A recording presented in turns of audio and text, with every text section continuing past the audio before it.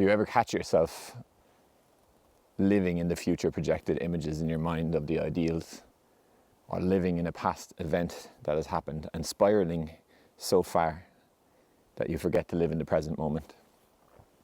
I do. It happens to me all the time, and that's why I'm making this video.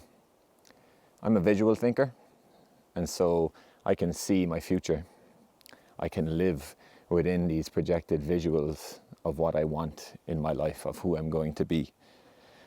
And sometimes I get caught in a loop of engaging so much with that future ideal version of myself that I find I'm feeling that the present moment is almost distasteful, that working hard to get to that point is mundane, doing the dishes is boring, cooking the food is annoying. I just want to be in my futuristic, beautiful image of myself.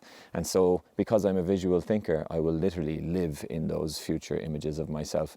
And sometimes I can do that for a whole day without even noticing. I'll be out in the woods walking, and I won't be in the woods. I'll be in my own mind off somewhere, or I'll be in the past, and I'll be thinking about a situation that perhaps made me feel guilty or shameful or sad, and I'll get stuck thinking about it over and over again in all of the different scenarios that would have played out, etc., if I had done something different perhaps. And I forget that all we have is this moment. We can think about the future and we can think about the past, but we can't live in them. We can only live in the present, and that's what I'm making this video about today. So before we get into it, I'm going to show you a physical example of what I mean on this slackline. And it might make a little bit more sense before we talk about it, you know. Before we talk about it, we have to talk about it. It's not you, it's me. So, I'm back anyway. Welcome to Symbiotic Vibration, everybody. If you're new here, I'm Evan. I make videos using my own experience, trying to help people. I had a brain tumor when I was younger, and it changed my life forever. I don't need to speak any more about it because it's on every one of my videos if you want to go back and watch it. But yeah, let's just say I've had an interesting life path, and I now draw from my experience, hindsight and research, and I try to help people as much as I can, among other random things thrown in there as well. But yeah, if you're interested in this kind of content, please do subscribe. We need more people. Anyway, I'm going to show you now.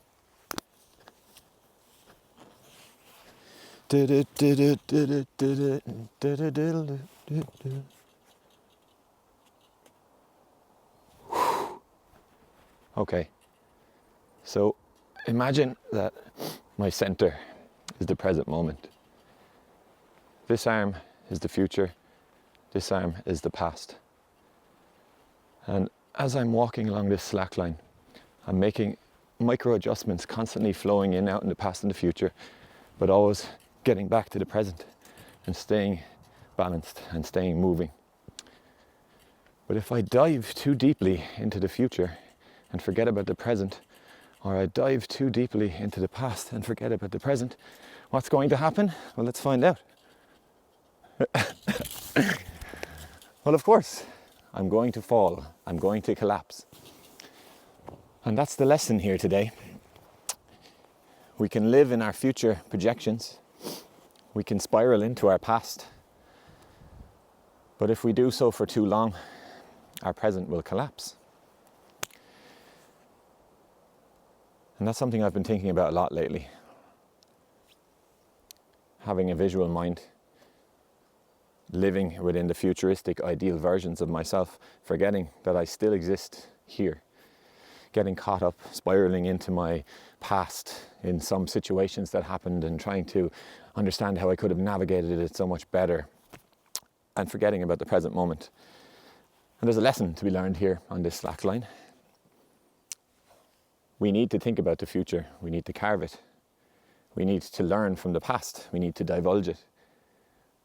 But we can only live in the present. And I think that we should be directly experiencing the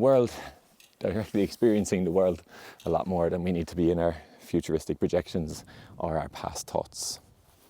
And that is my lesson from the slackline for today.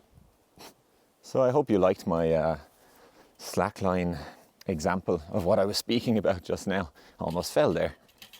Let's get comfortable. Here we are. That's a comfy spot. I have nothing prepared for this video. I just finished a long work week, and today is acclimatized day. I'm off on holidays for 10 days now, so plenty of content to come. And today is the acclimatization day as to why I'm out here balancing and enjoying the woods. The reason why I'm making this video is because it is applicable to my life, which most, if not all of my videos are. I don't like to speak about things that I have no experience with. And I have a lot of experience with living in the future. Most certainly from when I was ill. You know, when you're sick for a long period of time, or you're ill in any way, as I'm sure any of you watching will agree, sometimes you get lost in the future if you're not distracting yourself with a phone or food or alcohol, etc. Because the present is difficult. Being in pain is difficult. Thinking about what's wrong with you is difficult. Whatever it is that you're going through. It can be cumbersome, overwhelming. And this has been happening to me lately. An example for me, which I spoke about in the last video, funnily enough, is I'm crafting something beautiful here. I feel as though I've found a purpose within my life. My journey has brought me to a point wherein I feel I'm on the right path. So I'm carving it out. But sometimes I'm so motivated to become the version of me that I see in my mind that I forget that I'm still here in this very present moment, building that version of myself. And so I'm almost in autopilot at times. Whilst I'm doing the dishes, whilst I'm cooking the dinner, whilst I'm creating the video, I can be literally in another world, just watching my futuristic images while doing the dishes rather than doing the dishes and being in the moment. Now, don't get me wrong. I think it's very important for us to think about the future. I think it's very important for us to learn from our past. But there needs to be a healthy balance with regards to how much time we're offering to manifesting our future or learning from our past. You know, if we stare into those directions long enough, we'll forget about who we are in the present, and I don't think that's healthy. Most certainly it isn't for me, and it hasn't been historically. And I suppose it's a pattern, you know, something that I've been dealing with over the last few days. Most certainly in work, I work long shifts, and I found myself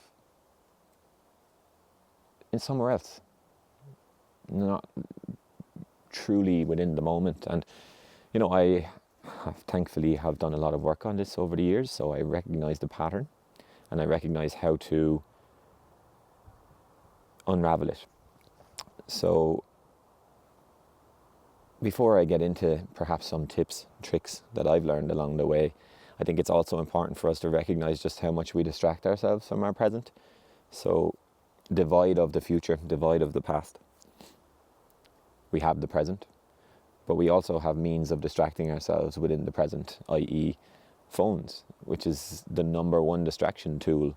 And it's so elusive, it is so shiny. It's easy for us to just choose spiraling into a myriad of shorts, reels, whatever it is that you're looking at, forgetting about the present moment, because the present moment can sometimes be a little bit more difficult. You know, maybe you have work tomorrow and you don't want to think about it. Maybe you have loads of clothes all over your house and you don't want to clean them, you don't want to think about it. Maybe you're going through something very difficult internally, whether that be a physical or a mental problem or a spiritual problem, and you don't want to think about it, so you just distract yourself. It's no different to living in the future. It's no different to spiraling into the past. Another means of distracting oneself from the present.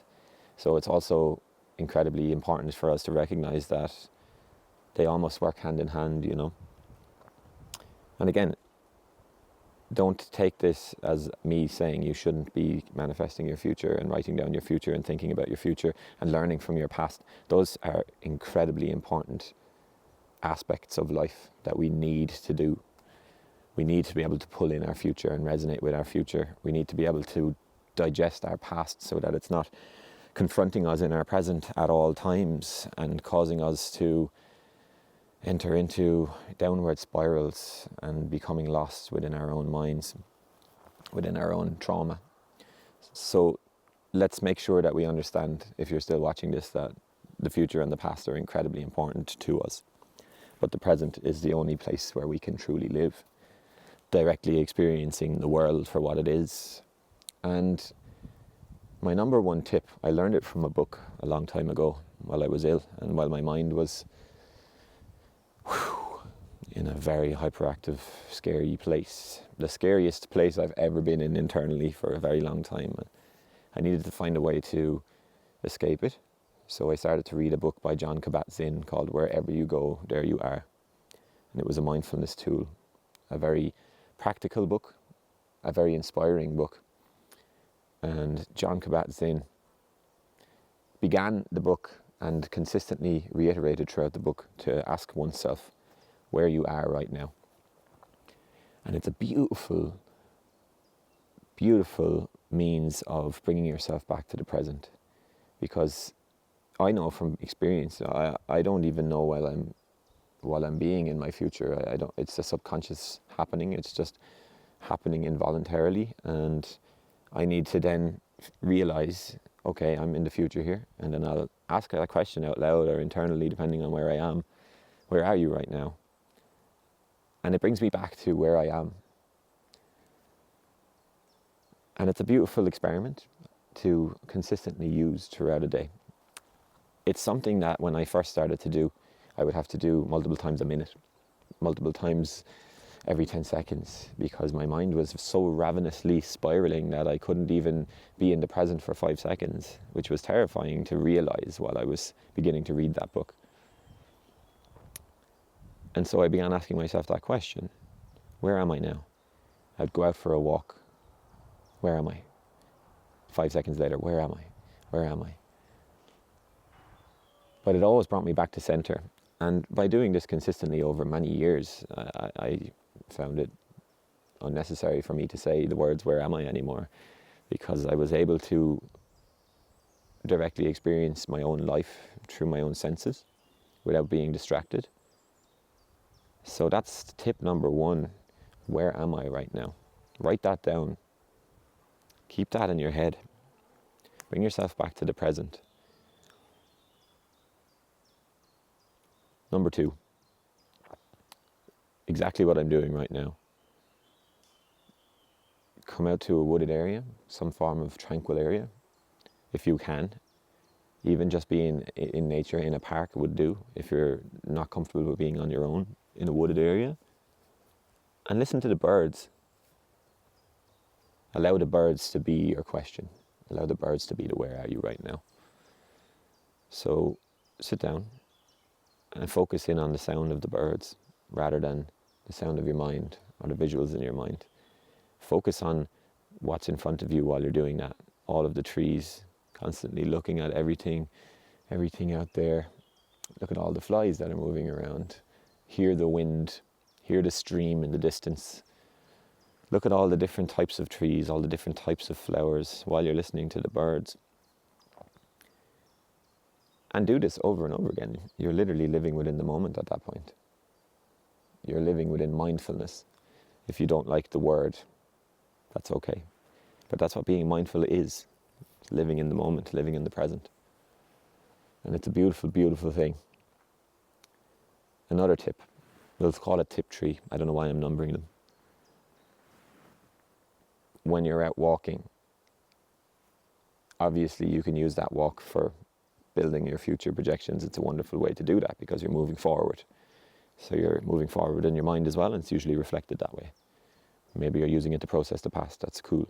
But if you're specifically trying to live directly, listen to your footsteps as you walk. Consistently listen to them and just scope the area, like I said. Listen to your footsteps, listen to the birds, listen to the wind. And if you get lost in a ravenous path in your mind, where am I right now? Listen to your footsteps. And off we go again. You get lost within your mind in the future and the past. Where am I right now? Listen to your footsteps, listen to the birds, and you're back. And the more you do this, the more you compound all of these experiences of bringing yourself back to the present, well then you'll begin to create a pattern in which you don't even realize it's happening. You are finding yourself in the present more than you are anywhere else, which is where we want to be. It's the sweet spot. Bringing yourself back to the breath is probably the most pivotal tool that we have as beings. Being able to activate your parasympathetic nervous system by breathing. I'll link a video up one of these directions right now for breathing that helps one activate the parasympathetic nervous system. I don't need to talk about that right now, but yeah, even just taking in deep breaths and releasing the oxygen very slowly from the exhale will activate your parasympathetic nervous system, which is your rest and digest. It's the opposite of fight or flight mode.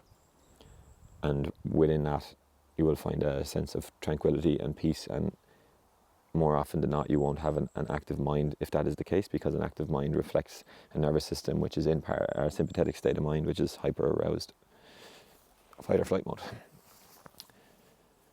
Another fantastic means of helping your mind is to write. Journal your thoughts, especially in the morning time when you wake up, to clear them so that you're not stuck in them. I say this all the time, so I don't need to go into that. Meditation is probably up there on the top of the list. Whether you're deeply spiritual or not, taking 5 minutes, taking 10 minutes, taking a half an hour to sit in the moment. Whether you have your eyes closed and you're in the lotus position, whether you're lying down on your couch, whether you're sitting out staring at trees, or staring at the sky, or staring at the stars, you're giving yourself a moment to exist. And that's a beautiful thing. And the more we do that, the more that we activate our parasympathetic nervous system, the more we are relaxed, and the easier it is to find ourselves within the present. Again, compound interest, all of these practices. And I don't really know if there's much else I need to say right now. I didn't want this to be a very long video. I'm very relaxed, which is a good thing. Yeah, so I went off on a bit of a tangent there. I hope this video has helped. We do often get stuck in the future, and we often get stuck in the past. And when we get stuck in the past, it's probably because we need to address whatever it is that we're spiraling into. And when we get stuck in the future, we probably have to address the fact that we're finding it difficult to be in the present. We're finding it difficult to live within our life right now, and perhaps that indicates that we need to make changes to our routine, to our lifestyle. And I suppose that's up to you, whether you want to listen or not. And to caveat all of this, the mundane aspects of life are the so and so perceived mundane parts of life, the doing the dishes, the cooking the dinner, the washing of the clothes. The reason why they seem mundane is because that's our perception that's making it that way. They don't have to be mundane. Perhaps they're mundane because we've been told that they're mundane, because we watched it in the movies, because we were told it by our parents, or told it in the school, or because watching people jumping off cliffs and buying new cars and living lavish lifestyles on shorts and reels is making us feel like doing the dishes is mundane. But it's all experience, it's all life. It's just ones and zeros. And it's our perception that makes something manageable, makes something exciting, makes something peaceful, or makes something annoying and mundane. It's our perception of this activity, it's not the activity itself. And I think it's beautiful to bring that to your awareness, to my awareness, to our collective awareness, that the simple moments in life can be beautiful. And we'll finish it up on that. I'm going to make another video about the simple moments in life next. This might become a little mini-series because I have so much time off. But anyway, I'll leave it at that. I hope this video was enjoyable. I feel like I'm overexposed out here again. I'm not great with the camera angles at times because I'm just lazy today. I had a long week, but yeah, hopefully you took something from this video. Sending you all my love and best wishes with your existence. I hope it is going flourishingly, and I look forward to seeing you next time. If you are still here watching this, I assume you like engaging with my content. I love you, and please subscribe to Symbiotic Vibration, a growing, beautiful, budding community of light, counterbalancing the darkness in this world. So I'm going to get back balancing, and yeah, I'll see you all next time.